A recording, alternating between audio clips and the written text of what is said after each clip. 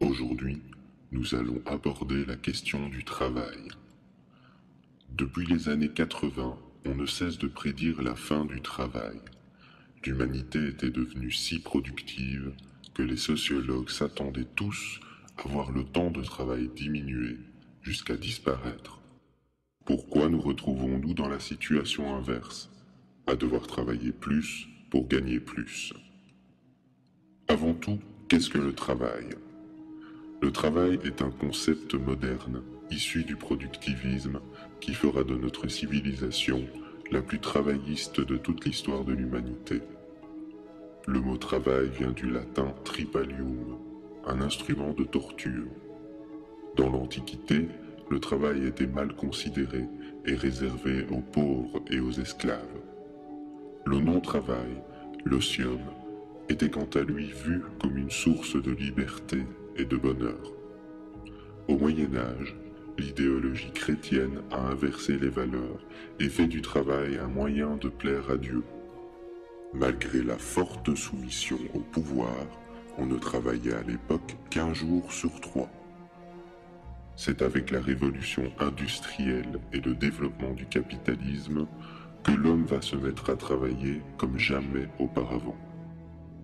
Produire des richesses devient une finalité en soi.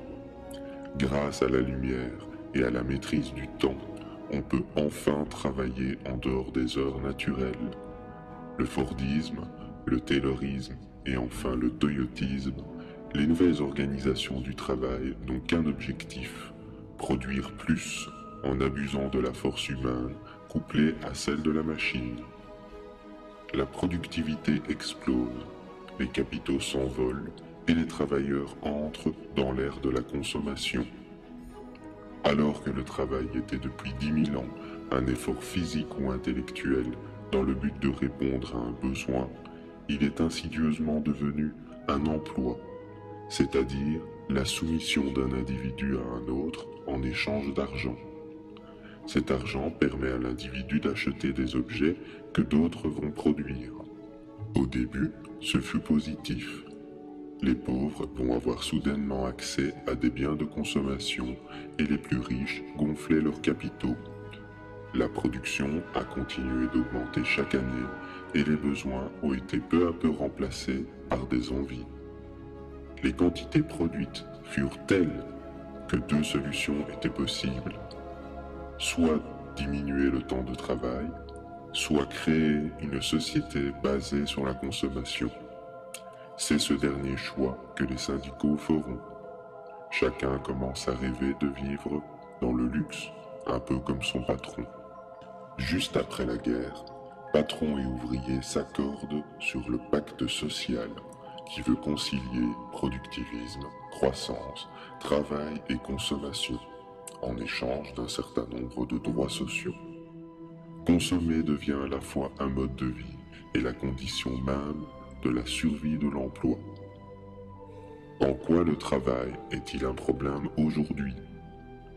Tout d'abord, qui dit travail dit consommation, dit besoin de ressources naturelles. Or, nos ressources ne sont pas éternelles. Il existe une empreinte écologique et sociale que l'Occident dépasse largement. Aux USA, elle est dépassée de 6 fois, ce qui signifie qu'il nous faudrait 6 planètes pour vivre tous comme eux.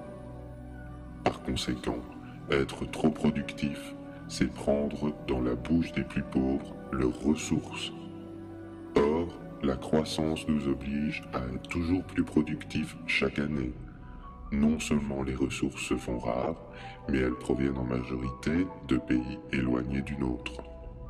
Le productivisme, qui se nourrit du travail de chacun, rencontre sa première limite, matérielle.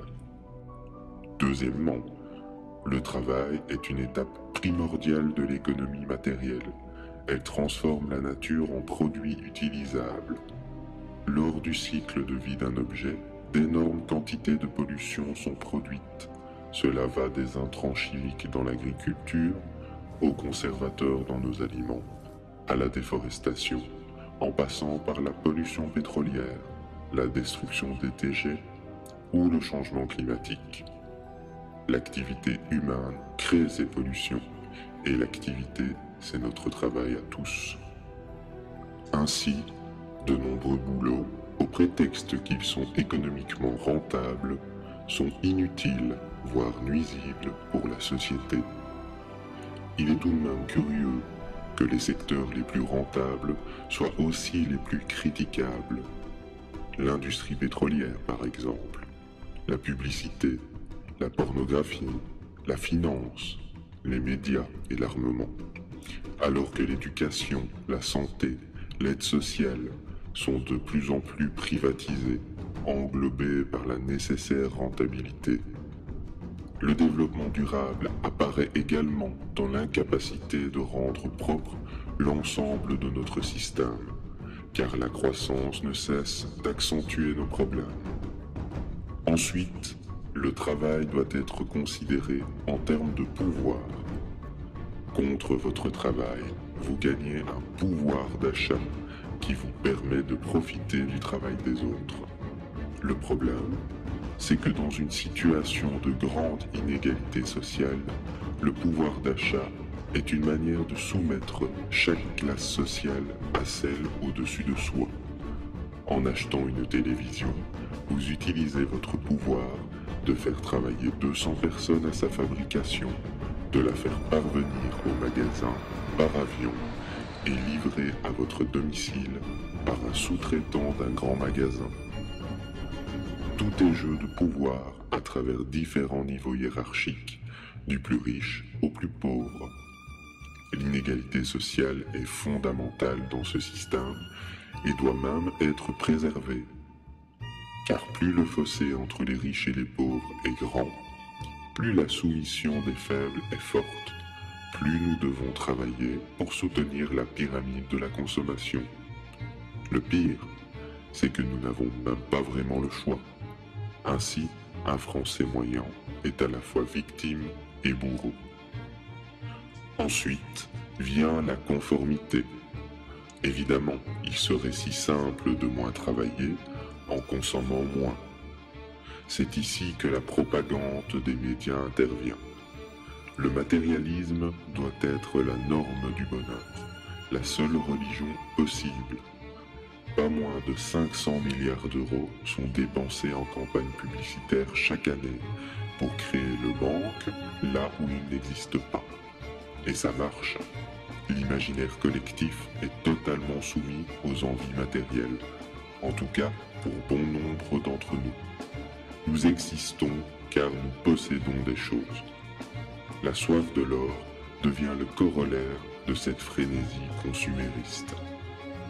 Évidemment, c'est aux USA qu'est née cette propagande. Mais grâce à la mondialisation, les médias dominants n'ont pas tardé à s'aligner. Les divers acteurs économiques savent pertinemment que pour perpétuer ce rêve, il faut créer une population docile dont l'objet premier est celui d'acheter des produits, les leurs. Rien de neuf ici. Rappelez-vous de ce bon vieux Picsou, parti de rien, travaillant dur pour devenir le plus puissant, alors que son neveu Donald est exploité pour un salaire misérable. La doctrine capitaliste est enseignée aux enfants à leur insu. Et ce bon vieux Donald, pauvre, obligé de travailler, eh bien c'est vous, c'est nous. Nous aspirons tous à atteindre un mode de vie babylonien, détaché de la pauvreté, de nos angoisses, des autres humains, voire de la mort elle-même. En réalité, ce rêve tourne court, car le nombre de suicides, de dépressions, de prises de drogue ou de médicaments est en augmentation constante en Occident. Plus les médias amplifient nos envies, plus nous sommes malheureux. Et pourtant, nous nous perpétuons à croire que notre bonheur réside dans la taille de notre compte en banque, dans le nombre de pouces de nos téléviseurs ou dans les capacités de nos smartphones. La publicité est un mirage sur un château de cartes. Un mirage qui alimente nos fantasmes et dont le pilier qui nous aliène est invisible. Cette folie collective qui s'est emparée de nous nous empêche d'imaginer la vie en société autrement que par la compétition, la réussite professionnelle et l'accès à l'argent. Même l'éducation est construite selon ce schéma. Ceux qui se risquent à en sortir sont stigmatisés et vus comme des marginaux ou des fainéants. Étonnant de constater que chez les personnes riches, le fait de ne pas travailler est gratifiant. C'est une marque de réussite, de prestige, glorifiée à travers les médias. Par contre, vivre proche du revenu de pauvreté est perçu à l'inverse comme avilissant, sale et source de dépendance. Ces perceptions sont en totale contradiction avec la réalité. En effet, les personnes riches sont totalement dépendantes de ce qu'elles consomment, donc de tous les travailleurs, vous et moi, qui créent ce dont ils ont besoin contre rémunération, dans l'espoir de rejoindre à notre tour le top de la pyramide. Le rejet du consumérisme matérialiste est ainsi vu très négativement en société, car il représente un déni de la société tout entière. Voyons à présent comment l'Occident est devenu dépendant de la mondialisation et du travail des plus faibles. Malgré que nous soyons les plus grands consommateurs de matières premières, nous possédons également la plus grande économie immatérielle. Grâce à la mondialisation et au pétrole bon marché, l'économie matérielle s'est délocalisée, au point où la presque totalité des objets présents dans nos domiciles viennent d'ailleurs, généralement d'Asie. Une grande partie de l'économie du Nord est donc devenue immatérielle. On parle d'une économie d'intelligence ou de service. Certains secteurs de cette économie sont indispensables, comme l'éducation, la santé ou l'aide sociale. D'autres, par contre, le sont beaucoup moins. Prenons le cas de Wall Street, qui versera quelques 144 milliards de dollars de rémunérations diverses cette année, à brasser du vent. Bien sûr, nous produisons encore certains biens matériels chez nous, mais des secteurs comme l'agriculture, dont le rôle est vital pour la survie de l'humanité, sont en crise et résistent mal à la concurrence mondiale. De plus, les métiers manuels sont très mal perçus en société. Les paysans sont considérés comme stupides, sales, arriérés. L'économie immatérielle, quant à elle, ne cesse de croître au fur et à mesure que les villes se remplissent, ce qui accentue une dépendance invisible vis-à-vis du reste du monde productif. Ainsi, une quantité faramineuse d'emplois ne servent strictement à rien, si ce n'est à perpétuer le système lui-même et à combler un chômage potentiellement astronomique. Malheureusement, la population ignore souvent à quel point leur survie est dépendante des autres secteurs, très éloignés, trop éloignés. En Île-de-France, la dépendance alimentaire est de 4 jours seulement. En cas de pénurie de pétrole par exemple, ce qui est envisageable d'ici 40 ans, et sans énergie pour le remplacer, tous les transports aériens et motorisés seront bloqués et toutes les grandes villes seraient plongées soudainement dans l'anarchie, faute de nourriture, faute de pouvoir se déplacer. Les néolibéraux estiment que l'homme survivra par un effort soudain d'adaptation ou par l'apparition miraculeuse d'une technologie. Mais pourquoi attendre d'être au pied du mur?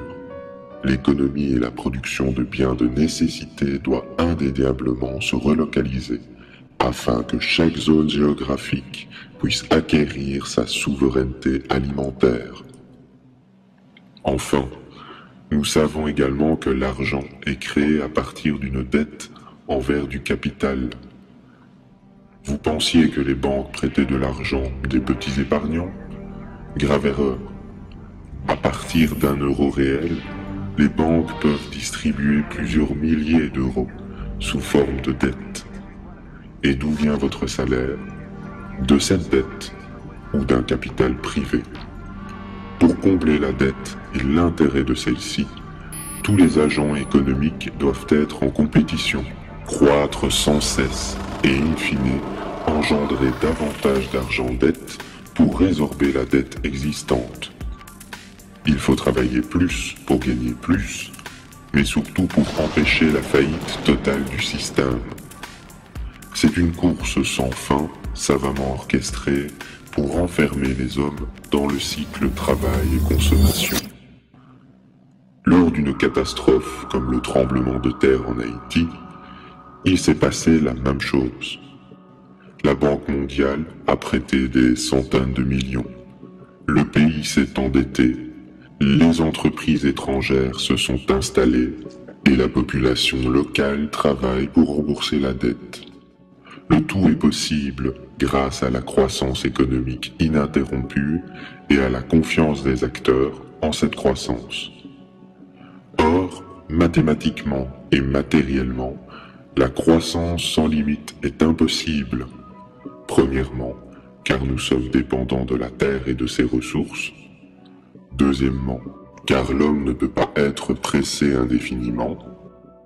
Et troisièmement, car la croissance tend vers l'infini, ce qui la rend de plus en plus insoutenable chaque année. Concrètement, le développement des pays du Sud se fait par leur endettement vis-à-vis du Nord, obligeant ainsi les pays émergents à adopter l'économie occidentale tout en exploitant leurs ressources au bénéfice de l'Occident. C'est une manière d'acquérir des ressources par la ruse sans recourir à la violence. Or, nous savons qu'il est strictement impossible que ces pays consomment comme nous sans une baisse de consommation volontaire ou forcée de notre part. La Chine est d'ailleurs un des rares pays du Sud à envisager ce problème. Le pays dépense des fortunes dans l'achat de terrains en Afrique afin d'y produire de la nourriture qu'elle puisse importer plus tard. Cette pratique démontre que pour atteindre un niveau de vie occidental, un pays doit nécessairement exploiter la force de travail et les ressources d'autres peuples. Cette situation est paradoxale, car seule une poignée d'individus profite réellement de la situation. Chez nous, non seulement notre mode de vie nous endette envers des institutions financières invisibles, mais nos chefs d'État sont forcés de se soumettre à elles en adoptant des politiques d'austérité. La société de consommation ne fait que renforcer notre endettement, notre soumission au travail, notre dépendance aux ressources du Sud et par la même occasion, la crise écologique et sanitaire. Comment arrive-t-il à vous convaincre de travailler plus, alors qu'en 2 semaines à peine, un homme produit autant de richesses aujourd'hui que pendant toute l'année 1900. Nous savons également que dans les sociétés primitives, 2 jours par semaine suffisaient à offrir un toit, à manger et à répondre aux besoins de la communauté. Sans glorifier le passé, imaginez ce qui serait possible avec nos techniques modernes des milliers de fois plus productives. Grâce aux nouvelles technologies, aux gains de productivité et à l'effort collectif, nous aurions dû évoluer naturellement vers une société moins travailleuse, axée sur le partage de ce qui est produit en surplus par une réduction générale du temps de travail. Se libérer du travail, ce que nous appelons le chômage, était une fatalité, un aboutissement de l'évolution. Nous en avons fait un tabou. Comme ce fut le cas tout au long de l'histoire humaine, un système en remplace un autre quand il atteint ses limites. Ce dont nous avons besoin, ce n'est pas seulement d'une révolution économique, mais également d'une révolution psychologique, d'un basculement des valeurs qui mènera à un changement de paradigme vers une société où l'égalité prendra un sens réel. Cela ne signifie pas que le travail va cesser d'exister. Une société sans activité ne peut pas être viable. Nous avons besoin localement d'une activité humaine, mais qui ne soit pas basé sur l'endettement, la croissance à tout prix ou le consumérisme. L'activité humaine est essentielle, mais il semble évident qu'une partie de cette activité aujourd'hui est contre-productive en raison de la pression sociale et environnementale qu'elle occasionne. S'il y a une leçon à retenir de cette histoire, c'est de ne pas stigmatiser les individus en marge de la société de consommation, comme les pauvres ou les inactifs, car pragmatiquement, leur impact social et environnemental est bien moindre qu'un consommateur lambda. Il faut aussi comprendre que pour chaque emploi inutile ou nuisible que nous exerçons, c'est la collectivité qui en supporte le coût indirect. Les modes de vie simples et locaux, collectifs ou non, ne doivent pas être stigmatisés, car nous savons désormais qu'être trop productif n'est pas synonyme de bonheur et que la fin du pétrole va de toute manière ralentir et relocaliser notre existence. La société de demain devra prendre en compte les besoins de la majorité avant les plaisirs d'une minorité, au risque d'essuyer une crise sociale d'envergure mondiale. Pour y arriver, nul besoin d'une dictature. Le changement est en chacun de nous. Nous qui allons à notre tour montrer l'exemple, en passant l'information, en sortant nos amis ou notre entourage de leur torpeur. Le mouvement est déjà en marche. Nombre d'entre vous, dans les marges de la société, créent le changement, s'investissent dans des associations, informent leur entourage de la réalité, construisent leur autonomie, objectent la croissance, adoptent la simplicité volontaire ou favorisent la production locale des ressources. Gandhi disait « Pour changer le monde, il faut se changer soi-même ». Ainsi, nous ne pouvons envisager de changement sans à la fois remettre en question notre manière de penser, notre manière de consommer et notre manière de travailler. Pour un avenir serein. Merci.